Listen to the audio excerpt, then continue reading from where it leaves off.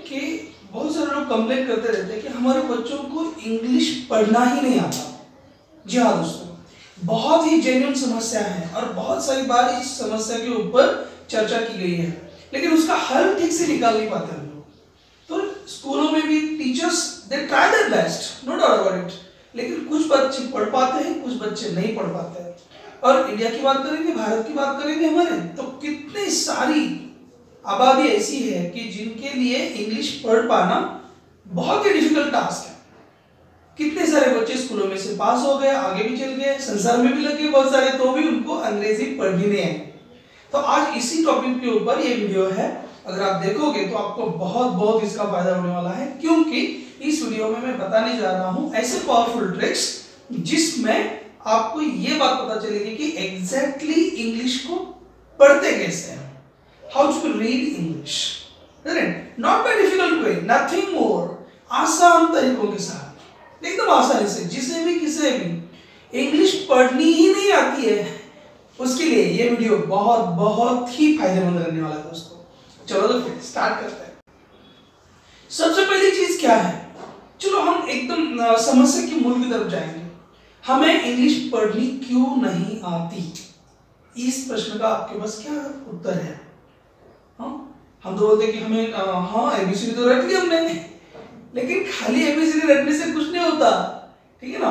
खाली बोल दिया A B C D F G H I J K L M N O P Q R S T what is there, इतना बोल दिया हो गया एबीसीडी, आगे पढ़ना नहीं आ सकता है ना। मैं तो यह तक बात बोलता हूँ कि आपको लेफ्ट से राइट तक एबीसीडी आ गई, लेकिन क्या राइट से लेफ्ट भी कभी पढ़ी थी आपने? क्या कभी ऐसे भी लर्न किया था? Z Y X W V O T S R Q P O N M L K J I H G F E D C B A नहीं किया था। तो ऐसे होता है कि we are doing this one way. और English में बहुत सारी चीजें ऐसी है, छोटी छोटी चीजें ऐसी है कि आपको पता चलेगी कि आपने वो किया ही नहीं था कभी। ठीक से समझ लो, आपने एबीसीडी तो रट्टा मार दी, उसके आगे कहानी शुरू होती है जहां से हमने शुरू नहीं किया था, जहां पे हमने छोड़ दी ना बात, वहां से बात शुरू होती है दोस्तों। कैसे? चलो वही तो बात हम देखने वाले आज। सबसे पहले वाली चीज, हमने एबीसीडी रट ली, ठीक है, उसके बाद में हम देखते हैं किसी भी और भाषा की तरफ देखो आप, मराठी में देखो, हिंदी में देखो, तमिल, गुजराती, किसी भी भाषा में देखो आप, जब भी आप लेटर सीख जाते हो तो उसके बाद आपको वर्ड आनी चाहिए, है ना। लेकिन ये पे हम मार खा रहे हैं, इंग्लिश में यही जगह पे हम मार खा रहे हैं। क्यों ऐसा हो रहा है?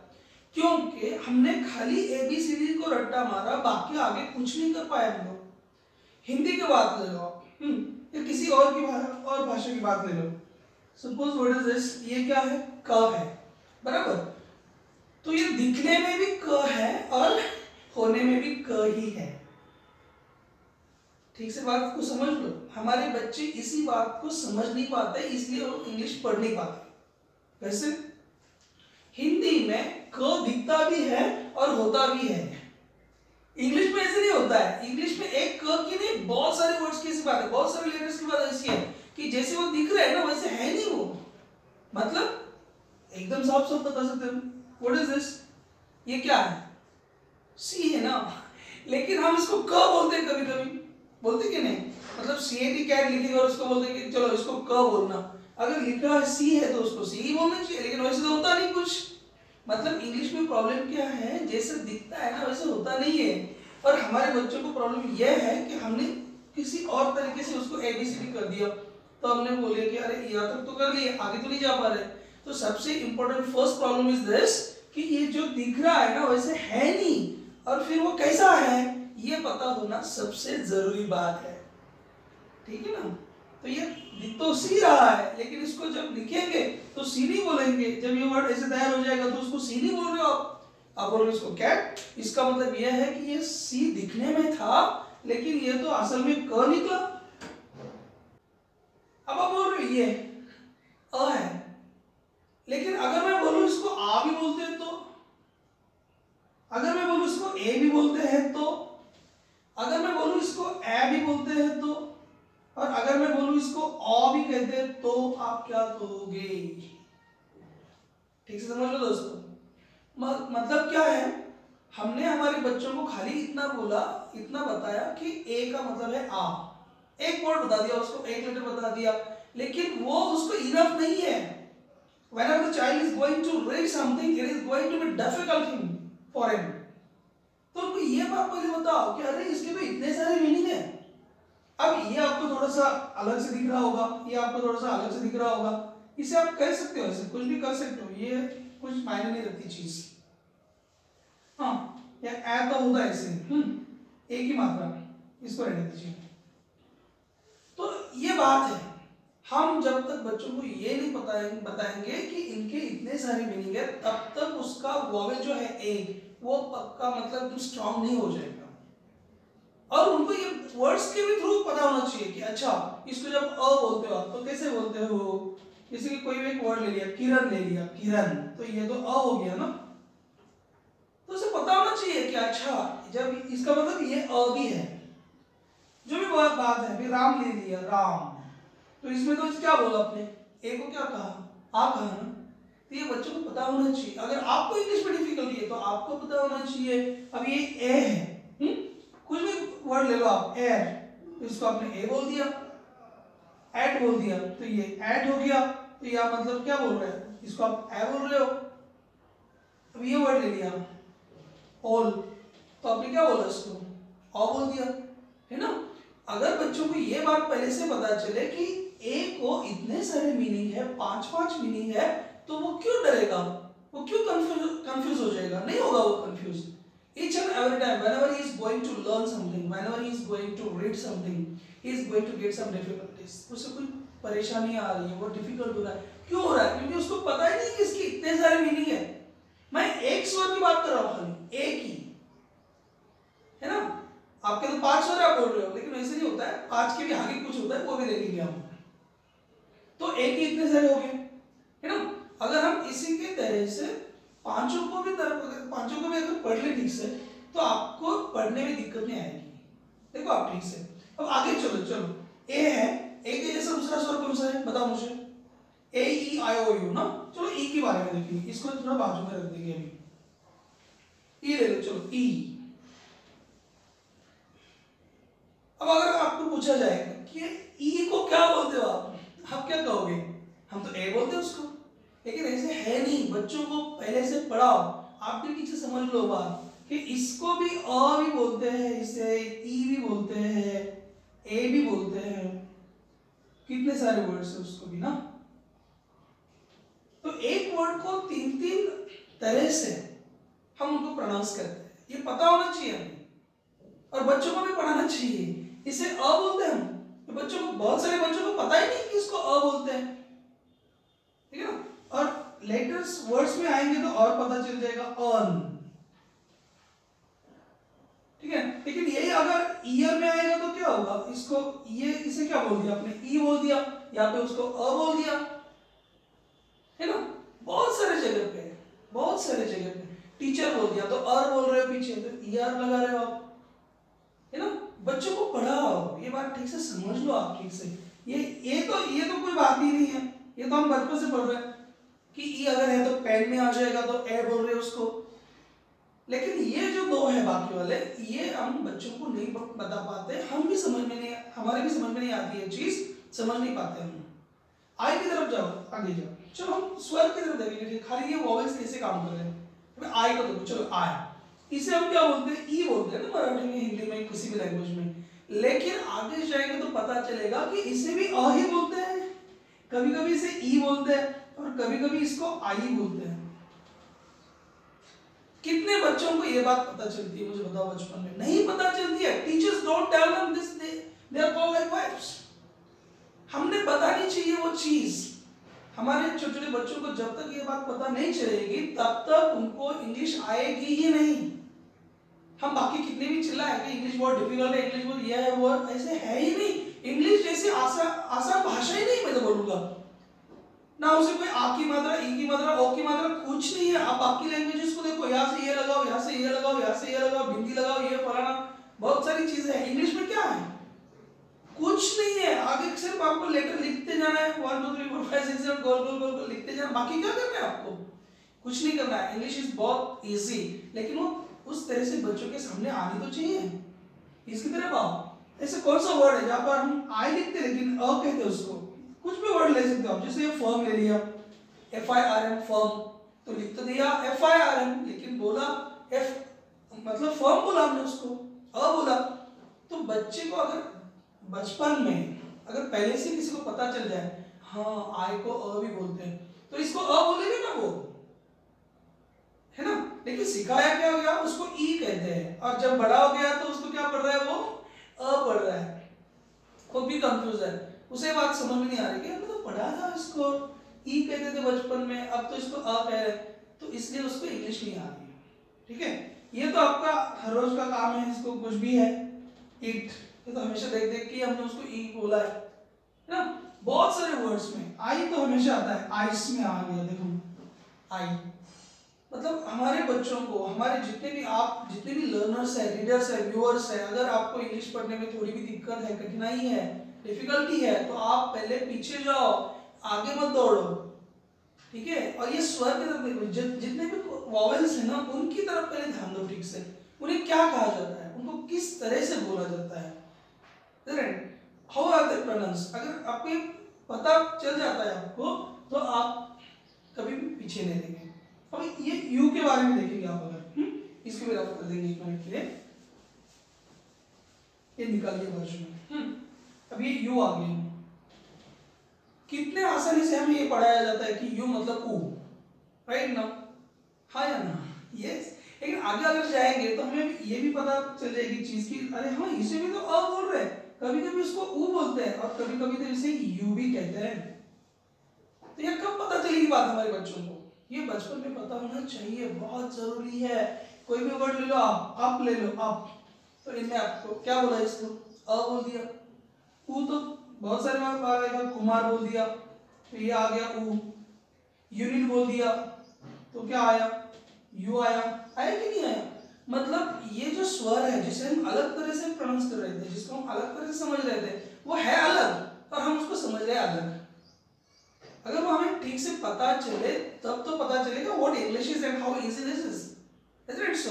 तो ये स्वर को ठीक तरह से समझो, अगर आप ठीक से समझ पाओगे तो आगे चल पाओगे। और दो लोग हैं जो हम ठीक से उनको पढ़ नहीं पाते, समझ नहीं पाते, वो है एक वाई और एक डब्ल्यू।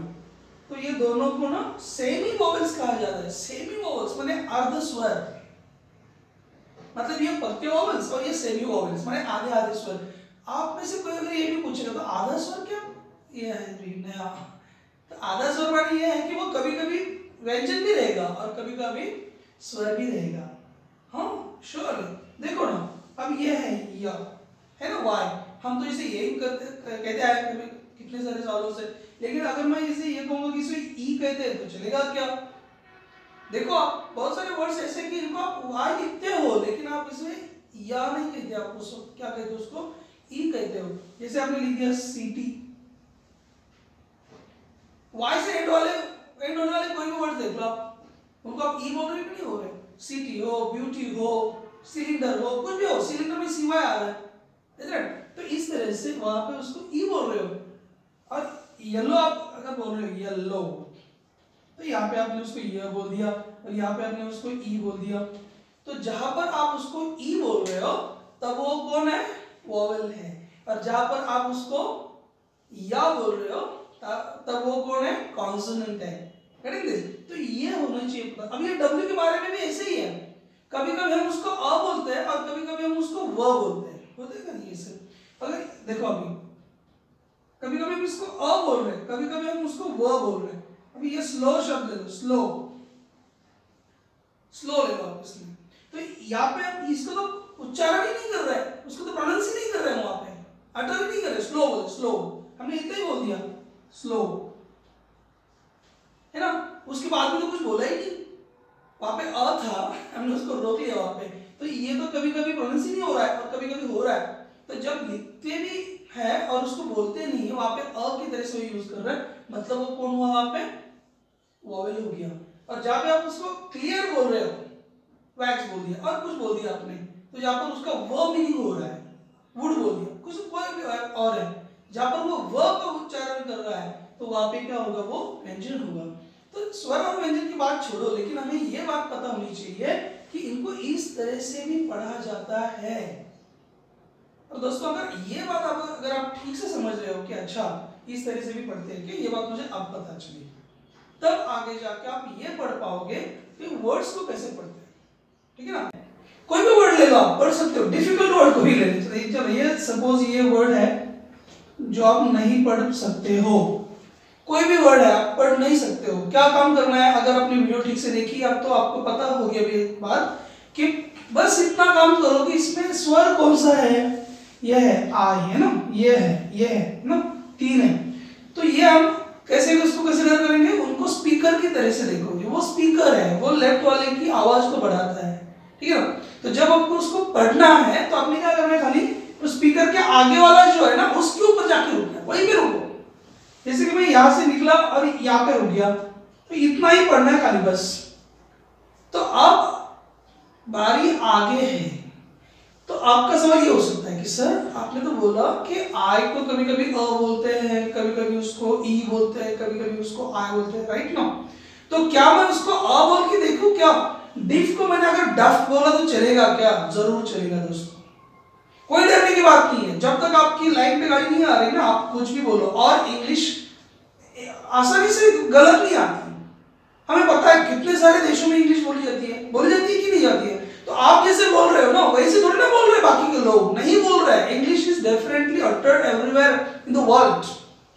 अलग अलग देशों में अलग अलग प्रोनाउंसिएशन किए जाते हैं वर्ड्स के। आप उन सबको प्रूफ के साथ गूगल करो, आपको पता चल जाएगा। जिस वर्ड को आप जैसे बोल रहे हो ना, हर एक देश में उसको वैसे ही बोलेंगे, ऐसे नहीं होगा। किसी किसी देश में उसको अलग तरह से, वहाँ का वातावरण जो भी है वो इस तरह के, उनका मुंह कितना खुल रहा है वगैरह वगैरह, बहुत सारी चीजों पे डिपेंड करता है। तो आप उसको डिफिकल्ट बोल दिया तो कोई गलत नहीं आ रहा, ठीक है ना। तो डिफ आप वहां तक नहीं पहुंच रहे, तो थोड़ा सा पीछे ही सही, लेकिन उस रास्ते पे तो चलो, है ना। फिर आप जितने ज्यादा वीडियोस देखेंगे, जितने ज्यादा लोगों को फॉलो करेंगे, जितने अपने टीचर्स वगैरह जिनके भी साथ मिलोगे कभी, तो आपको पता चल जाएगा, अच्छा मैं इसको डफ बोल रहा हूँ तो उसको डिफ बोलूंगा तो ज्यादा बेटर रहेगा। तो आप खुद में थोड़ा सा बदलाव कर लेना, फिर that's not that much difficult thing to do, right ना। तो ये आगे चल रहा है। फिर आगे चलते हम, यहाँ पे है स्पीड ब्रेकर, तो उसके बाद में जाके रोको। इतना ही पढ़ना है, ज्यादा पढ़ना नहीं है आपको। You just have to read a very much little, okay, little bit read करना है आपको, बस। आगे चल दिए। फिर अब ये यहाँ पे आपको देखो, यहाँ पे ये स्पीड ब्रेकर है, तो यहाँ पे आपके रुक गए, इसको तो कुछ है ही नहीं बेचारे को, तो दबा दिया नीचे। तब हम इसको टुकड़ों में इसको पढ़ेंगे, याद रखना, टुकड़ों में पढ़ो उसको। Part, make the parts and then read, टुकड़े करो उनके और फिर उनको पढ़ो, तो आपको पता चल जाएगा कि कितना आसान होता है। यहां से इतना पढ़ लिया डेफ, फिर यहां से पढ़ लिया फेक, फिर यहां पे पढ़ लिया अल, फिर पीछे था, तो डिफिकल्ट आ रहा है ध्यान में। तो कोई भी वर्ड आप पढ़ सकते हो। और लास्ट में एक आइडिया बता रहा हूं, वो भी तो बहुत अच्छे आइडिया। अगर आपने देखे होंगे कि बहुत सारे वर्ड्स में एक 4 लेटर 3 लेटर्स ऐसे इकट्ठा आपके रहते हैं और उनका एक स्पेशल मीनिंग होता है। तो कोई भी वर्ड में अगर वो वाला सेट आ जाए ना, तो उसे वही कह के पुकारा जाता है। जैसे देखो आप, जैसे कि आपने लिख दिया ये वाला, हमने देख लिया, जहां पर भी किसी जगह पे आप इसको देखोगे तो आपको पता चल जाएगा कि इसको तो, अरे इसे कहीं पे भी देखेंगे तो शन ही बोलते हैं। कहीं पे भी देखो आप इसको, ये वाला सेट रहेगा तो इसको शन ही बोलेंगे कि नहीं बोलेंगे। तो ये बात है, ऐसे ढूंढ लो आप, शॉर्टकट ढूंढ लो। जैसे कि ये लिख दिया CIAL, है ना, तो यहाँ पे इसे किसी भी जगह पे देखोगे ना आप, तो शियल इस तरह से बोलेंगे उसको, शियल। तो आपको पता चल गया, अच्छा CIAL शियल है क्या। तो आप ऐसे बहुत सारे ढूंढ निकाल सकते हो। मैं भी यहाँ पे आपको बहुत सारे 100-200 दे सकता हूँ, लेकिन यहाँ पे भी इतना टाइम का लिमिट है हमारे पास, तो ये हम ज्यादा नहीं दे सकते, लेकिन बहुत सारे हैं। मेरे पास लिस्ट पड़ी हुई है, कोई भी दे लो आप। PY लास्ट में आ जाए तो E बोल रहे हो, P बोल रहे हो। अभी इसको हमने PY को क्या बोल दिया, P बोल दिया। मतलब ये जहां पर भी आएगा, कहीं पर भी आ जाए, जैसे ये आ गया तो आप इसको क्या बोल रहे हो, कॉपी बोल रहे हो ना, तो ये PYP हो गया। जिसके भी साथ में E आएगा तो वो भी E रहेगा। D जैसे हमने बोल दिया अभी, ये आ गया डिलीट, तो इस तरह से। तो ये छोटे छोटे है ना, वो आपको बहुत काम के हैं, उनको निकालो, उनके साथ में रहो और आपको फिर पता चलेगा कि अरे हाँ ये तो बहुत अच्छा हुआ। जैसे कि देखो अब ये है ICE, हम इसको वो क्या बोल रहे हैं, आइस बोल रहे हैं ना, तो ये किसी के भी साथ में अगर जुड़ जाए, अगर ये र के साथ में जुड़ गया तो क्या हो गया, राइस हो गया। अगर वो न के साथ में जुड़ गया तो क्या हो गया, नाइस हो गया। गेटिंग? अगर आपने ये लर्न कर लिया ATE, इसको हम 8 बोलने वाले हैं, इसे हम 8 बोलने वाले हैं, तो आपको पता होना चाहिए कि अब ये किसी के भी साथ में आ जाएगा। अगर इसमें L के साथ में आ गए तो लेट हो गया, समझ रहे हो, G के साथ में आ गए तो गेट हो गया। और ये खाली इतना ही नहीं, ये बड़े बड़े वर्ड्स में ये आते रहते बीच बीच में। गेटिंग? और एक थिंग है, ये जो TU है इसे चू कहेंगे तो आपके बहुत सारे प्रॉब्लम भी सॉल्व हो जाएंगे। हाँ, जैसे कॉन्ग्रेचुलेशन बोल रहे हैं हम, देखो आसानी के साथ हम पढ़ सकते हैं, कोई बात नहीं है। कॉन्ग्रेचुलेशन, अब ये इतना बड़ा शब्द है कॉन्ग्रेचुलेशन सब कुछ, ठीक है, आपको पढ़ने नहीं आ रहा है तो आप उसके टुकड़े टुकड़े करो, चलो आगे आपको पता चल जाएगा। अरे ये तो बहुत ही आसान था। जैसे अपने यहाँ तक आए कॉन्ग, फिर यहाँ तक आए ग्रे, ये TU का हमने बोल दिया कि चू बोल दिया तो कॉन्ग्रेचू हो गया। यहाँ पे तो लेशन हो गया, है ना।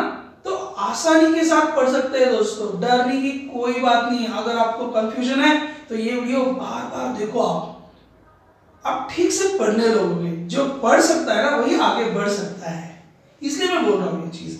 और ये जो है ना नुक्ते, ये छोटे छोटे वाले, ये आप बहुत सारे ढूंढ सकते हो, बहुत सारे। मैं जब भी मेरे बच्चों को पढ़ाता हूँ क्लासरूम में तो मैं इनके हंड्रेड्स ऑफ एग्जांपल्स जब रीडिंग पढ़ाता हूँ तो बच्चों को यूं ऐसे दे देता हूँ, क्योंकि हर एक वर्ड में ये आता ही है, कहीं से भी आएगा, भागते दौड़ते आएगा, वो आपको साथ ले जाएगा, आप उसको साथ ले जाओगे। तो बनाने चलो अभी लिस्ट, ठीक है ना। तो देखो आज के इस लेक्चर में मैंने बहुत सारी चीजों को कवर किया है।